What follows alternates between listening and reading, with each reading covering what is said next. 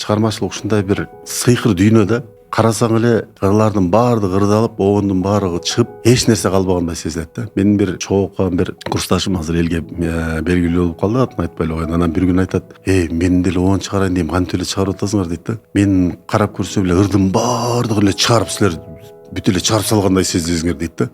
Ыр чыгарайын деп, обон чыгарайын деп отурам дейт. Анан бирок бүтүп калган турбай десем эле кайра эле башка обондорду чыгарып бересиңер. Бул каяктан таап атасыңар деген бар да. Бул ошо чыгармачылыкты адамга бир өзү жете эле нота болсо. Ушунча обондорду кылымдардан бери ырдалып келатат да ырларчы.